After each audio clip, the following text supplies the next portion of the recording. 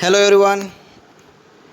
In the last video we had learned about the India's internal challenges introductions, and one of the challenge which was handled by the Indian government which was the unrest in Punjab में जो जिस तरीके की positions थी उस positions को handle किया था हमारे इंडियन गवर्नमेंट ने।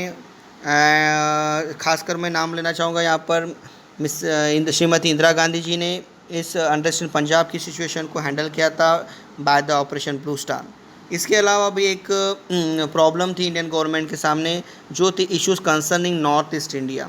नॉर्थ ईस्ट इंडिया में कुछ स्टेट्स थे, उस स्टेट से रिलेटेड कुछ इश्यूज़ थे जो इंटरनल चैलेंजेस हो चुके थे इंडियन गवर्नमेंट के सामने। जिन स्टेट्स में नाम लेना है तो आसाम, अरुणाचल प्रदेश, मणिपुर, मेघालय, मिजोरम, नागालैंड एंड सिक्किम एंड त्रिपुरा, ये 7-8 स्टेट उसमें आते हैं। और ये सभी स्टेट्स की जो बाउंड्रीज़ थी वो किसी न किसी हमारे इंटरनेशनल कंट्रीज़ के बाउंड्रीज़ के साथ टच हो रही थी। हर स्टेट जो था, this states are different with the respect of ethnicity, language and cultural diversity. सारे के सारे स्टेट्स की भाषा, लैंग्वेज, अटायर सब के सब चेंज था। तो the first prime minister of independent India took the lead in the bringing the tribes living in these areas into the mainstream of the country. India को 1947 में जब फ्रीडम मिली उसके बाद हमारे जो फर्स्ट प्राइम मिनिस्टर रहे हैं पंडित जवाहरलाल नेहरू जी, इन्होंने इन सभी स्टेट्स के जो कल्चर थे, जहाँ की जितनी भी ये जो ट्राइब्स थी, इनको इंडिया के मेन स्ट्रीम में लाने की कोशिश की गई थी। इन 1954 ही formed the North East Frontier Agency, और उसके लिए एक एजेंसी भी उन्होंने एस्टेब्लिश की थी जिसका नाम था north East Frontier agency NEFA, कंपेरिजिंग of the territories on the synonym Indian border and the tribal areas toward the north of the Assam. ये जो एरिया था, Nehru took the position of bringing about development of the hundreds of tribes. In area में जितने भी 100 से ज़्यादा जाति के जो लोग थे, इन सारे लोगों की कल्चरल मतलब जिनके कल्चर को डिस्टर्ब ना करते हुए उनके डेवलपमेंट के लिए उन्होंने बहुत सारे प्रोग्राम्स उन्होंने स्टार्ट किए थे। Special provisions have been made with the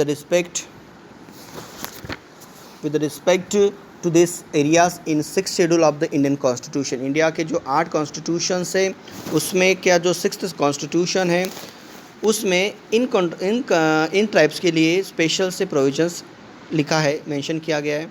इसके अलावा in 1965 the responsibility of administration of this area was given to the minister of external affairs.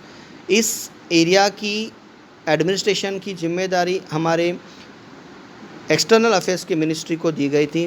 The northern council act of 1970 was suppose to advise the central government regarding aspect of common interest in economic and social spheres, interstate transport, electricity, food control, ये सारी की सारी सुविधाएं वहाँ पर करने की कोशिश हमारे इंडियन गवर्नमेंट ने की थी। तो सबसे पहले हम लोग इशू के बारे में अगर बात करें तो मिज़ोरम, फर्स्ट स्टेट हम लोग मिज़ोरम देख रहे हैं।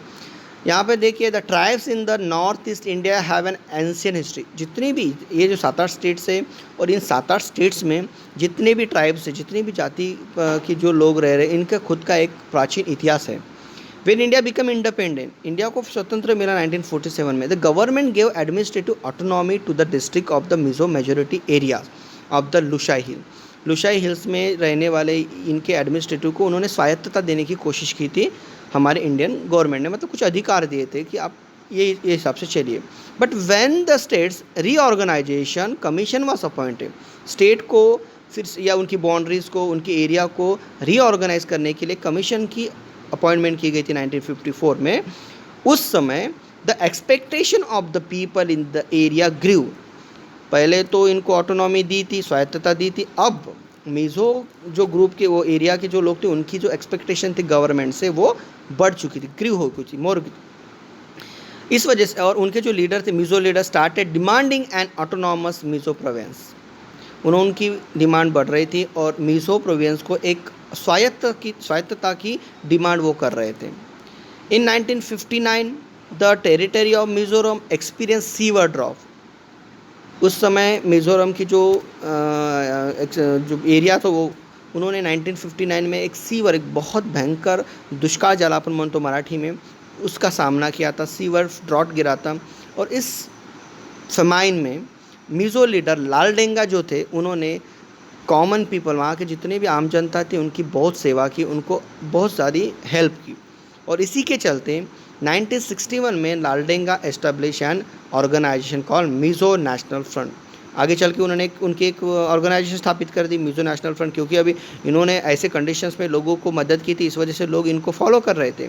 He asked for the greater Mizoram and independent nation carve out of the Tripura, Manipur and Mizo majority. अलग से एक अपना स्टेट की वो डिमांड कर रहे थे, एरियाज फ्रॉम द लुशा हिल। और उसी के चलते इन 1966 Mizo national front announce the emergence of independent Mizoram, और खुद ही उन्होंने उस ऑर्गेनाइजेशन ने मिज़ोरम को एक इंडिपेंडेंट मिज़ोरम की घोषणा कर दी। और इस वजह से इंडिया में जो माहौल बन चुका था उसको हैंडल करने की जिम्मेदारी प्राइम मिनिस्टर इंदिरा गांधी जी पर आ गई। उन्होंने इसको बखूबी निभाया। The situation firmly and suppress the rebellion, उन्होंने इस जो उठाव था इसको अच्छी तरीके से हैंडल करके इसको क्रश किया, ख़त्म किया। When the situation calm down, situation जब शांत हुई इन 1972 में, Mizo majority areas was given the status of union territory in 19। और देखिए 1972 में मिज़ो जो मेजोरिटी का एरिया था उनको यूनियन टेरिटरी का दर्जा मिल चुका था गवर्नमेंट की तरफ से। और 1984 में जब इंदिरा गांधी जी की डेथ हुई, उनके जो बड़े सन है प्राइम मिनिस्टर राजीव गांधी जी ये प्राइम मिनिस्टर बने, एंड उन्होंने एक एग्रीमेंट किया मिज़ो नेशनल फ्रंट के साथ, और मिज़ोरम को एक अलग से फुल प्ले स्टेट का दर्जा मिला 1985 में। और तब से मिज़ोरम इंडिया का पार्ट बना, और उनके जितने भी इंडियन गवर्नमेंट के साथ के इशू थे वहाँ पे सॉल्व हुए, और Laldenga become the chief minister of the state. इसी तरीके के नागालैंड है, आसाम है, अरुणाचल प्रदेश है, और बाकी जितने भी जो स्टेट्स हैं इनके बारे में हम लोग जानकारी लेंगे, but in the next video. Till then, bye bye.